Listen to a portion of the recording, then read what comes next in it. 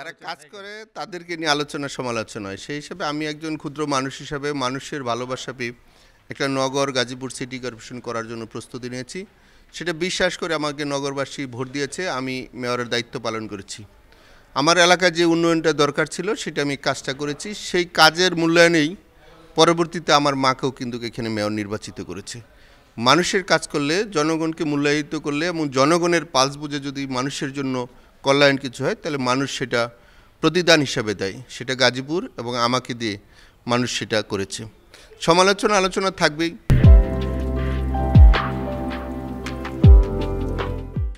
শত্রু পক্ষ থাকবে, ভালো পক্ষ থাকবে। কিছু শত্রু না থাকলে তো ভালোটা বোঝা যায় না।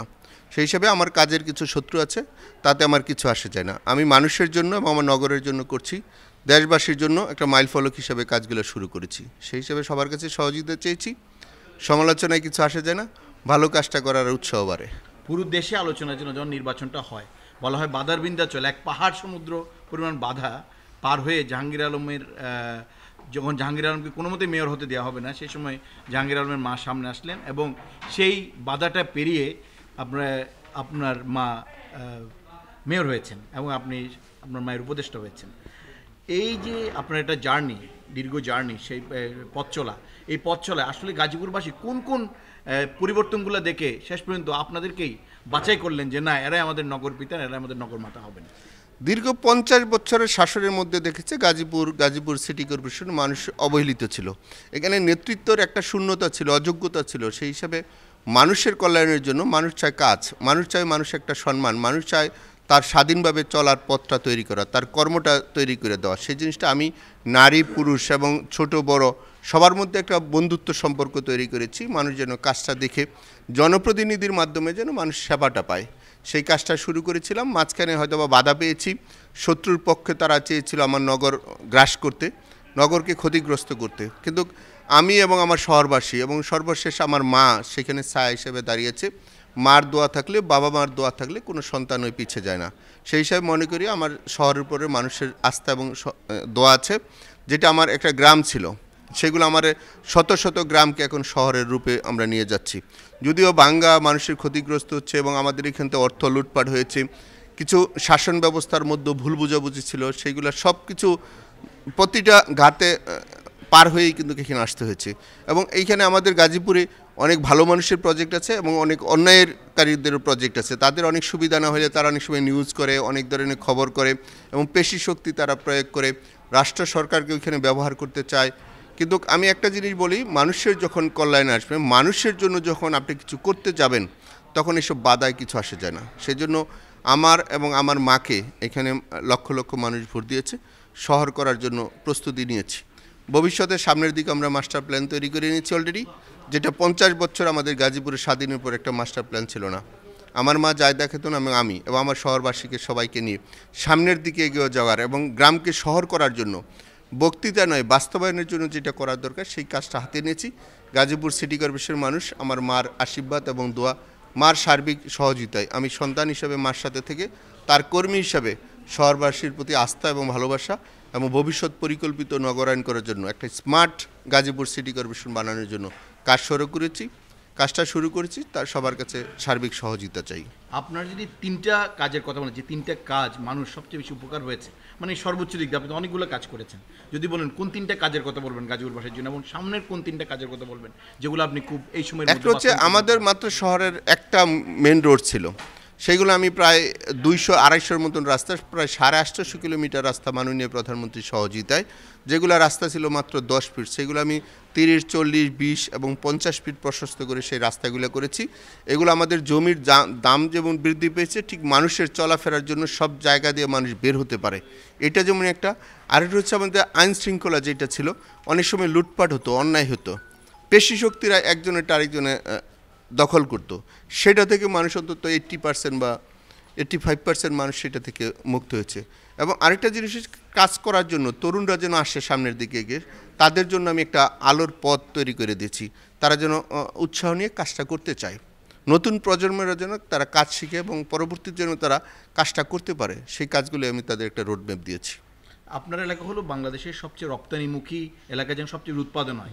গাজীপুরকে যদি ব্লক করে দেওয়া যায় তাহলে বাংলাদেশের রপ্তানি ফল করে। সেই জায়গায় এবং ব্যবসায়ীদের সাথে আপনার একটা সম্পর্ক আছে। এর মধ্যে আবার কিছু কিছু সমালোচনা কেউ কেউ করেন ব্যবসায়ীরা, বা কোনো কোনো উদ্দেশ্য নিয়ে হয়তো করেন। এই যে রপ্তানিমুখী অঞ্চল গাজীপুরের, দেশের সবচেয়ে বড় সিটি কর্পোরেশন, সেটার আপনার মা মেয়র, আপনি মেয়রের উপদেষ্টা হিসেবে ওই এলাকার ব্যবসায়ীদের জন্য, যা ওই এলাকার ব্যবসায়ী মানে তো ওই এলাকার ব্যবসায়ী না, অন্য এলাকার অনেক ব্যবসায়ী আছে, রপ্তানিমুখী পোশাক কারখানা আছে, তাদের জন্য আপনি কি আমার এখানে প্রায় গার্মেন্টসের প্রায় 24 লক্ষর মতন ওয়ার্কার আছে এবং অন্যান্য ইন্ডাস্ট্রি আছে, ওষুধ ফ্যাক্টরিতে থেকে অন্যান্য অনেক ইন্ডাস্ট্রি আছে। মালিকরা যেন নিরাপদ, তার বিনিয়োগটা তার যেন নিরাপদ হিসাবে যেন তার বিনিয়োগটা থাকে, এবং শ্রমিক কর্মকর্তা কর্মচারীরা যেন তাদের ন্যায্য মূল্যটা পায়। যেমন ঈদ আগামী 17 তারিখ, কিন্তু তারা যেন তাদের অধিকারটা পায়, সেজন্য আমি প্রত্যেক মালিক, শ্রমিক সংগঠন, তাদের সবার সাথে আমি সারাক্ষণ আলোচনা করছি তারা কিভাবে তাদের কর্মটা শেষ করে তারা ঈদটা যেন করতে পারে, তারা যেন বেতনটা পায়, তার পরিবারকে নিয়ে যেন ভালো থাকতে পারে। ঠিক আবার মালিকরাও যেন তারা যেন সম্মানের থেকে তার যেন সহযোগিতার জন্য কোনো ঘাটতি না পড়ে, সেই কাজটার জন্য সবসময় এটা 24 ঘন্টায় আমরা দেখভাল করার চেষ্টা করি। অনেক সময় হয়তো বা মিসগাইড হতে পারে, ভুল হতে পারে, কিন্তু কোনো অন্যায় হয় না। আমার শহরে এখানে অন্যায় হওয়ার যে কোনো প্রিপারেশন নিলে আমরা সেটার সাথে সাথে আলোচনা করে হোক, যেভাবে হোক আমরা প্রতিহত করার চেষ্টা করি। আমাদের শিল্প বান্ধব শহর গাজীপুর সিটি কর্পোরেশন, এখানে যে কোনো বিনিয়োগকারী তাই সে নিরাপদ হিসেবে বিনিয়োগ করবে। কিন্তু এর মধ্যে অনেকটুকু সমালোচনা আছে, অনেক অপরাধীরা আছে, তারা অনেক সময় ট্যাক্স ফাঁকি দিতে চায়, অনেক সময় মানুষের সম্পদ দখল করতে চায়, তারা হয়তো বা অনেক সময় খুশি হয় না আমার উপরে, তাতে কিছু আসে যায় না। কাজ করতে গেলে ভালোটাই করতে হবে। আপনার কোন কোন কাজগুলো অন্য সিটি কর্পোরেশনগুলো ফলো করতে পারবে বলে আপনি মনে করেন? এখানে অন্যরা করতেছে কাজ, আমি মনে করি যোগাযোগ ব্যবস্থা, মানুষের, তারপরে বাচ্চাদের লেখাপড়া, শিক্ষার যে জিনিসটা আছে সেটা, এবং আমাদের ইয়াংরা যে কোনোভাবে নেশার মধ্যে জড়িত না হয়, এগুলো যদি খেয়াল রাখতে পারে তাহলে একটা শহর নিরাপদ থাকবে। অনেকগুলোই কাজ আছে, কিন্তু প্রাথমিক এসব স্তরের কাজগুলো যদি মেয়ররা, কাউন্সিলর এবং প্রশাসনিক যারা আছে তারা যদি সবাই সার্বিক সহযোগিতা করে, আমি বলেছি এখানে সবার সৎ হওয়ার দরকার নেই, 76 জন কাউন্সিলর আছে, মেয়র আছে, যদি ওনারা সৎ হয়ে যায়, এবং আমাদের পুলিশ কমিশনার আছে, এখানে ডিসি আছে, এবং আমাদের যে পার্লামেন্ট মেম্বার আছে, এই যদি আমরা 100 বা 80-90 জন লোক যদি ভালো হয়ে যায় তাহলে শহরের মানুষ সবাই নিরাপদ থাকবে। এটার জন্য আমাদের মধ্যে নিজেদের মধ্যে একটা যোগাযোগ থাকতে হবে, সবার মধ্যে আন্তরিকভাবে মানুষের কল্যাণের জন্য কাজটা সফল যেন হয়। গাজীপুর সিটি কর্পোরেশন সবার সহযোগিতাটা থাকতে পারবে। আপনার এলাকার উপর দিয়ে প্রায় 22 থেকে 25টা জেলার যোগাযোগের একটা প্রধান 36টা ইয়ের মধ্যে হাইওয়ে রোডের এখানে কম বেশি ছোট, তারা এখানে দিয়ে আসা যাওয়া করে। সেই হিসাবে আমাদের রাস্তাগুলো ভুল ম্যাপে, এয়ারপোর্ট থেকে বিআরটি ডিসি যে রোডটা বিআরটি প্রজেক্ট, এটা একটা ভুল হয়েছে, এখন আবার একটা দ্বিতীয় ভুল হতে যাচ্ছে চিটাং থেকে টাঙ্গাইল রোডটা, এটার মধ্যে এগুলো আমরা আলোচনা করছি কীভাবে সমাধান করা যায়। অনেকে হয়তো বা আলোচনা সমালোচনা করলে যারা পাওয়ারে থাকে তারা হয়তো বা তারা অন্যভাবে ক্ষতি করার চেষ্টা করে, তাতে কিছু আসে যায় না। জনগণের জন্য কাজটা করতে হবে। জনগণের এই দেশ, জনগণকে ছোট করে কেউ যদি কোনো কাজ করে হয়তো বা সময়ের জন্য অনেক হিরো হতে পারবে, হয়তো বা অনেক বড় শক্তি সে প্রশাসনিকভাবে করতে পারবে, কিন্তু একসময় তাদের সেই মাথা নতটা হবে, মানুষের কল্যাণের জন্য তারা রোড ম্যাপ অনুযায়ী কাজটা করে নাই। সেজন্য আমি চেষ্টা করি যেখানে যে ভুলটা দেখি, অনিয়মটা দেখি, সেখানে আলোচনা করে সমাধান করার জন্য। আমার মাকে যেমন আমি সহযোগিতা করছি, মা আমাকে সহযোগিতা করছে, এবং অন্যান্য যারা আছে আমি সবার সাথে একটা যোগাযোগের মাধ্যম তৈরি করে দিয়ে সবার সাথে আলোচনা করে আমার শহর গাজীপুর সিটি কর্পোরেশনকে নিরাপদ রাখতে চাই। এই কাজ করার ক্ষেত্রে সবচেয়ে বড় চ্যালেঞ্জগুলো কোথা থেকে আসে? চ্যালেঞ্জগুলো আসে ছায়ার মধ্যে। ছায়া যেমন একটা পাওয়ার থাকে না, সেই পাওয়াররা অনেকে কাজ করে না, জানে না, বুঝে না, তারা হয়তো বা তার দায়িত্বটা কি সেটা সে বুঝতে চায় না, মনে করে 2টা টাকা অল্প কিছু ইনকাম করলো সেটা মনে অনেক কিছু না। ইনকাম হচ্ছে মানুষের, একজন জনপ্রতিনিধি, তার বড় সম্পদ হচ্ছে জনগণ। অনেকে এটা ভুলে যায়, জনপ্রতিনিধির চেয়ারে এসে জনগণের পাশটা সে বুঝতে চায় না। এই যে রাস্তাঘাটে জনগণ কষ্ট করছে সেটা বুঝতে চায় না, এটা বুঝলে সবার জন্য ভালো হয়। গাজীপুরের প্রশাসন যারা সেবা দেয় সাধারণ মানুষকে, বিভিন্ন প্রশাসন, তাদেরও তো পাওয়ার হোল্ড করেন, তাদের প্রতি আপনার কোনো বার্তা আছে? আমার বার্তা হচ্ছে সৎ অবস্থান থেকে যদি কাজ করে, সরকার এবং মাননীয় প্রধানমন্ত্রী তো সার্বিকভাবে সহযোগিতা করছে, কিন্তু কর্মকর্তা কর্মচারী যেন লুটপাটকারী চিন্তা না হয়, মানুষের যেন কাজটা করার জন্য তারা চেষ্টা করে, এটি আমরা সমন্বয় করার জন্য চেষ্টা করছি।